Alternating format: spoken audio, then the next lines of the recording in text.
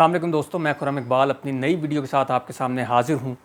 मुल्क की सियासत इस वक्त काफ़ी ज़्यादा गर्म हो चुकी है। मामलात जो हैं वो एक तरह से अगर कहें ख़राब से ख़राब तर होते नज़र आ रहे हैं, तो दूसरी जानिब अगर हम ये कहें कि अपोजिशन इस वक्त जो कर रहे हैं इमरान ख़ान, उनकी जानिब से जो बयानात सामने आ रहे हैं, उसके बाद हुकूमत के लिए उनके ख़िलाफ़ एक्शन लेना हुकूमत की अपनी बका के लिए ज़रूरी हो चुका है।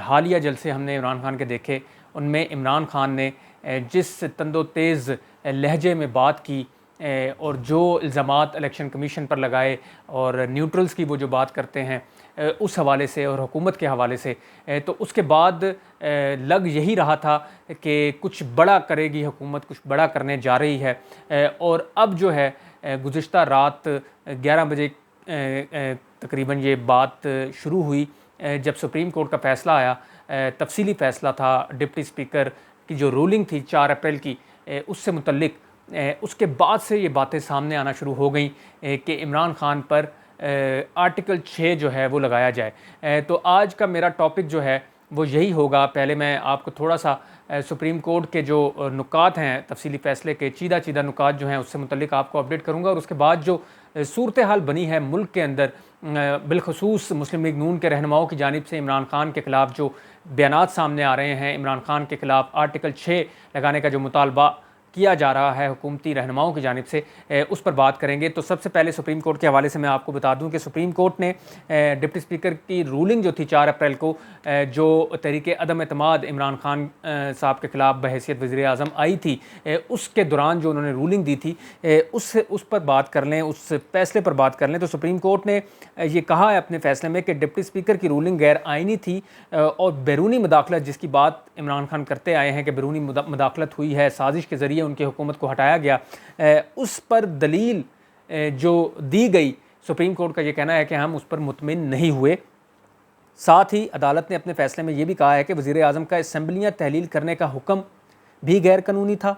साइफ़र अदालत को नहीं दिखाया गया, वो मरासला जिसके बारे में इमरान ख़ान कहते हैं कि वो मरासला जो डोनाल्ड लू की जानिब से धमकी अमेज़ बातचीत पर मबनी था, वो मरासला कहा यह गया था उस वक्त तहरीक इंसाफ की जानिब से कि वो सुप्रीम कोर्ट के हवाले किया गया है। लेकिन अब इस फैसले में अदालत का ये कहना है कि वो साइफ़र अदालत को नहीं दिखाया गया और डिप्टी स्पीकर की रूलिंग, वज़ीर आज़म की जो एडवाइस थी असम्बलियाँ तहलील करने के हवाले से और सदर के जो इक़दाम थे, उसकी वजह से अपोजिशन और आवाम के बुनियादी आइनी हकूक़ मुतासिर हुए हैं। यहाँ मैं आपको ये भी बताऊँ कि 2 जजेज़ ने इख्तलाफी नोट भी लिखा है इसके अंदर, इस फ़ैसले के अंदर, और साथ ही इस फ़ैसले में ये कहा गया है, अक्सरियती ये फ़ैसला था कि तहरीक इंसाफ के वकील ने बैरूनी मुदाखलत से मुतल्लिक जो मरासला था उसका हवाला दिया है। मुबैना बैरूनी मरासले का मुकम्मल मतन अदालत को नहीं दिखाया गया।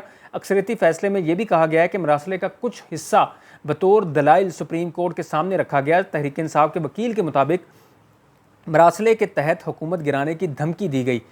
मुबैना बैरूनी मरासला एक खुफिया सफारती दस्तावेज़ है। फ़ैसले में यह भी कहा गया है कि सफारती ताल्लुकात के पेश नज़र अदालत मरासले से मुतल्लिक कोई हुक्म नहीं दे सकती। कौमी सलामती कमेटी के इजलास में पाकिस्तान के अंदरूनी मामलात में बैरूनी मुदाखलत को तस्लीम किया गया। कौमी सलामती इजलास के अलामिये में वाज़ेह नहीं किया गया था कि अपोजिशन जमातों ने तहरीक अदम एतमाद में कोई बैरूनी साजिश की हो, यानी कोई बैरूनी साजिश के तहत अदम एतमाद आई हो। साथ ही तफसीली फ़ैसले में यह भी कहा गया कि डिप्टी स्पीकर की रूलिंग की वजह से वज़ीर आज़म ने एडवाइस की और सदर मुमलिकत ने असम्बली तोड़ी। डिप्टी स्पीकर की जो रूलिंग थी वो गैर आइनी है। अज खुद नोटिस की कार्रवाई के दौरान साइफ़र पर फ़रकीन ने दलाइल दिए। ये सुप्रीम कोर्ट का फ़ैसला था जिसको इस वक्त मुस्लिम लीग नून जो है वो अपनी बड़ी कामयाबी करार दे रही है और इसे इमरान ख़ान की जानिब से आइन तोड़ने, आइन शिकनी के हवाले से जोड़ा जा रहा है। ट्विटर पर आइन शिकन गद्दार का ट्रेंड भी चल रहा है। अब बात कर लेते हैं आज मुस्लिम लीग नून के रहनुमाओं की जानिब से जो सामने आई हैं बातें। उनमें सबसे पहले मरियम नवाज़ ने ये कहा अपने ट्वीट में कि इमरान ख़ान और उनके साथ जो दीगर किरदार थे, यानी कि सदर मुमलिकत, deputy speaker Qasim Suri, speaker Asad Qaiser उस वक्त के, उनके ख़िलाफ़ आर्टिकल 6 के तहत कार्रवाई की जाए और उन्हें करार वाकई सज़ा दी जाए। मरीम नवाज़ के बयान के साथ ही अगर बात करें वज़ीर कानून आज़म नज़ीर तारड़ की, तो उन्होंने भी PID में आज प्रेस कॉन्फ्रेंस की। उनके साथ मौजूद थे कमर जमान कायरा। उन्होंने भी यही बात दोहराई कि इमरान खान के ख़िलाफ़ आर्टिकल 6 की कार्रवाई की जानी चाहिए। उन्होंने आइन शिकनी की और ये एक संगीन जुर्म है। दूसरे नंबर पे बात कर लें वज़ीर आज़म शहबाज शरीफ की, तो वज़ीर आज़म शहबाज शरीफ ने भी साबिक़ वज़ीर आज़म के हवाले से एक ट्वीट किया और उन्होंने ये कहा कि सुप्रीम कोर्ट का जो फ़ैसला है ज़रूरी है कि इसे सब लोग पढ़ें। इस फ़ैसले के अंदर उनका ये कहना है कि बहुत कुछ पढ़ने को मिलेगा। साथ ही उन्होंने ये भी कहा कि इंतहाई शर्मनाक ये मामला था कि इमरान खान ने आइन को मजरूह करने की कोशिश की। अदालती फ़ैसले से मुतल्लिक शहबाज शरीफ की ये बात सामने आई। शहबाज शरीफ का भी ये कहना है कि सुप्रीम कोर्ट का फ़ैसला जो है वो दुरुस्त है। बात यहीं ख़त्म नहीं हुई। इसके साथ जो हुक्मरान इत्तेहाद पीपल्स पार्टी है, हुक्मरान इत्तेहाद में शामिल बड़ी जमात है, उनकी रहनुमा और वफाकी वज़ीर हैं शेरी रहमान, उन्होंने भी यही बात की कि आर्टिकल 6 की कार्रवाई होनी चाहिए। ये एक संगीन जुर्म था, आइन शिकनी की गई, आइन के साथ खिलवाड़ किया गया। लेकिन जो सबसे ज़्यादा खौफनाक अगर मैं ये कहूँ प्रेस कॉन्फ्रेंस हुई वो राना सनाउल्लाह की हुई। लेकिन उनकी प्रेस कॉन्फ्रेंस से पहले मैं बात करूँगा फवाद चौधरी जो कि साबिक़ वज़ीर इत्तलात हैं, उनकी प्रेस कॉन्फ्रेंस की।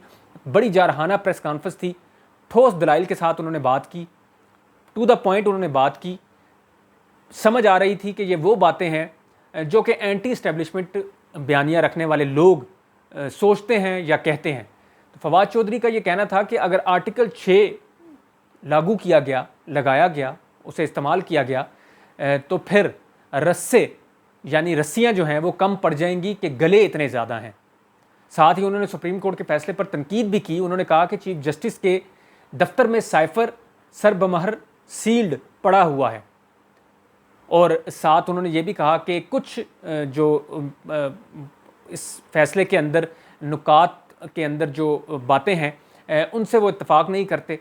और इसके अलावा उन्होंने ये भी कहा कि सुप्रीम कोर्ट ने जो है वो ये फ़ैसला दिया है, बाज़ जजेस, बाज़ जर्नेल जो हैं वो बंद कमरों में फ़ैसले करते आए हैं, लेकिन अब ऐसा नहीं होगा। बड़ी वाज़िया उन्होंने आज प्रेस कॉन्फ्रेंस की है। फवाद चौधरी की प्रेस कॉन्फ्रेंस के बाद जो प्रेस कॉन्फ्रेंस हुई राना सनाउल्लाह की, उस प्रेस कॉन्फ्रेंस के बड़े चर्चे हैं इस वक्त सोशल मीडिया पर, ट्विटर पर, क्योंकि राना सनाउल्लाह जो हैं वो काफ़ी ज़्यादा गुस्से में रहते हैं, ख़ास तौर पर इमरान खान पर। और आज की प्रेस कॉन्फ्रेंस जो है उसमें उन्होंने बड़ी जो है वो वाज़िया बातें की हैं, बड़ी उन्होंने अपने गुस्से का इजहार किया है। गुज़श्ता रोज़ भी हमने देखा कि उनका एक ट्वीट आया था जिसके बारे में काफ़ी एतराज़ात भी सामने आए थे सोशल मीडिया पर भी, और उसे आज़ादी इजहार राय के ख़िलाफ़ और उसके मुनाफी करार दिया गया था। तो आज सनाउल्लाह ने, राना सनाउल्लाह साहब ने जो प्रेस कॉन्फ्रेंस की है, उस प्रेस कॉन्फ्रेंस में उन्होंने कहा है कि वो मुकम्मल तौर पर तैयार हैं इमरान खान को गिरफ़्तार करने के लिए, सिर्फ मामला जो है काबीना को भेजेंगे और आर्टिकल 6 जो है वो रेफरेंस जो है वो तैयार है। स्पीकर से कहेंगे कि स्पीकर जो है वो एक रेफरेंस भेजें नाअहली का इमरान खान और जो स्पीकर हैं और डिप्टी स्पीकर हैं साबिक, उनके ख़िलाफ़ इलेक्शन कमीशन को। और साथ ही जो बातें की हैं राना सनाउल्लाह ने, वो मैं आपको थोड़ा सा बता दूं कि उन्होंने भी सुप्रीम कोर्ट के फैसले को तारीख साज कहा है। बड़ी हैरानकुन बात है कि मुस्लिम लीग नून जो है, बड़े अरसे के बाद हमने ये देखा कि मुस्लिम लीग नून को सुप्रीम कोर्ट का जो फ़ैसला है वो काफ़ी ज़्यादा पसंद आया है और तकरीबन मुतफ़िका तौर पर अक्सरियत जो है वो सारी की सारी इस वक्त जो है वो वफाकी वज़रा हों या पार्टी रहनुमा हों, वो सुप्रीम कोर्ट के इस फैसले को सराह रहे हैं, इसको जो है बड़ा बेहतरीन फ़ैसला करार दे रहे हैं और साथ ही ये मुतालबा कर रहे हैं कि आर्टिकल 6 लगाना चाहिए। आर्टिकल 6 है क्या? गद्दारी है, और गद्दारी का मुकदमा जब चलता है तो इसकी सज़ा जो है वो सज़ाए मौत भी हो सकती है। ये आर्टिकल 6 का मुकदमा जो है वो इससे पहले साबिक सदर परवेज़ मुशर्रफ के ख़िलाफ़ भी चला था, लेकिन वो मुकदमा जो है वो कहीं का कहीं रह गया।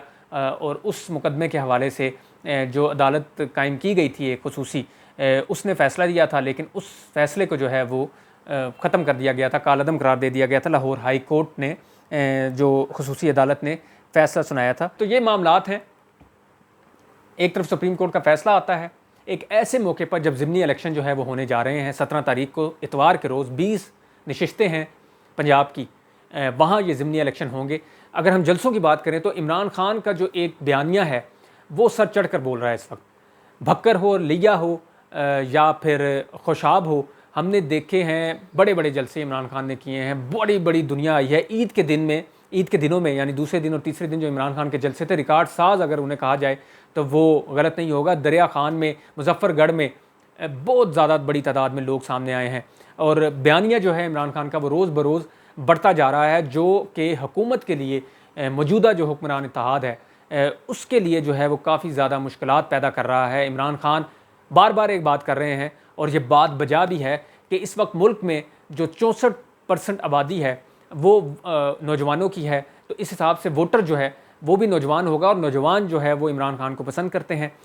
तो आइंदा आने वाले इलेक्शन में, ज़िमनी इलेक्शन में तो बज़ाहिर नहीं नज़र आ रहा कि तहरीक इंसाफ बड़ा अपसेट कर सकेगी, क्योंकि पंजाब में हुकूमत जो है वो मुस्लिम लीग नून की है, साथ वफाक के अंदर भी शहबाज शरीफ वज़ीर आज़म हैं।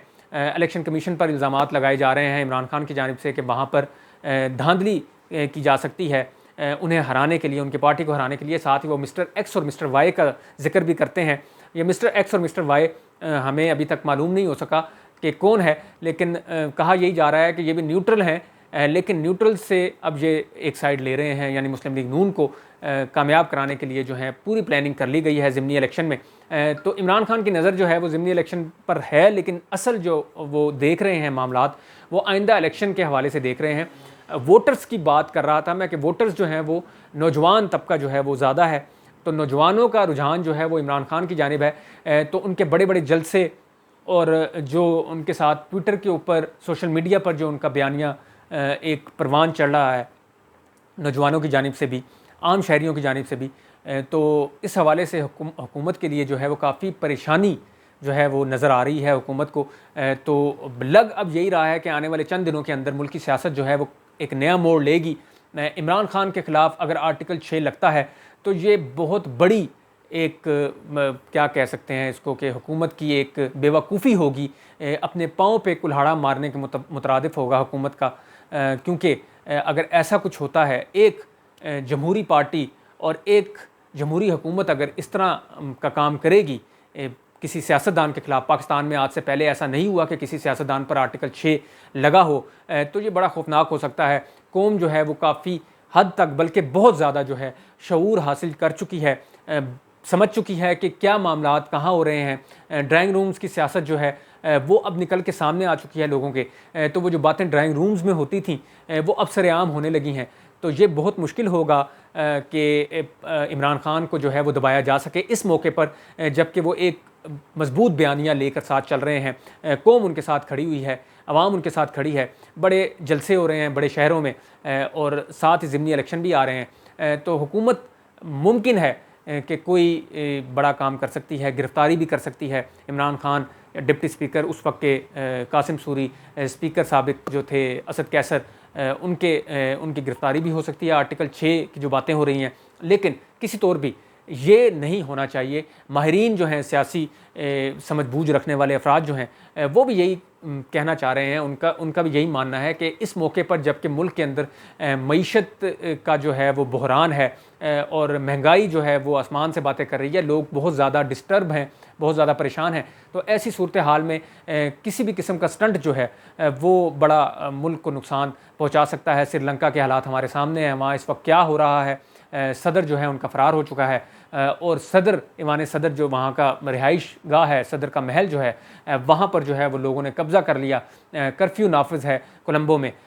तो वहाँ जो हालात हो रहे हैं उसका ख़दशा जो है वो इमरान खान और उनकी पार्टी के कई रहनुमा बार बार कर रहे हैं, अपने जलसों में भी कर रहे हैं और अपने प्रेस कॉन्फ्रेंसेस में भी कर रहे हैं, ट्वीट्स में भी कर रहे हैं। तो हुकूमत को चाहिए कि इस सूरत हाल में अभी जो है अगर बात को जो है मुज़ाकरात की तरफ लेकर जाए, बातचीत की तरफ लेकर जाए, कोई ऐसा काम नहीं कि जो ना किया जा सकता हो। जब आप किसी गैर जमहूरी ताकत के साथ मिलकर बात कर सकते हैं तो जमहूरी ताकतों को भी साथ मिलाकर चला जा सकता है।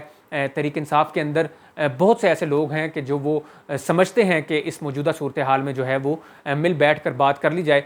थोड़ी सी कोशिश अगर की जाए हुकूमत की जानिब से, नरम ज़बान का इस्तेमाल किया जाए, लहजों को जो है वो बेहतर किया जाए, और ये जो तू तड़ाक की सियासत हो रही है अगर वो ना की जाए तो हो सकता है कि इमरान खान और उनकी पार्टी के जो दीगर रहनुमा हैं वो मोल्ड हो जाएं और वो बात सुनने को तैयार हो जाएं, क्योंकि इस वक्त जो सबसे ज़्यादा ज़रूरी है वो ये है कि मुल्क की बका और मुल्क का जो इस वक्त सूरत हाल बनी है उसे जो है बेहतर करना, मईशत के हवाले से हो या वैसे सूरत हाल हो, अफरा तफरी की जो कैफियत पैदा करने जा रही है हुकूमत, इससे इज्तनाब करना चाहिए। तो दोस्तों, अपनी आज की वीडियो का इख्तिताम करता हूँ। वीडियो थोड़ी लंबी हो गई, इसके लिए माज़रत ख्वाह हूँ।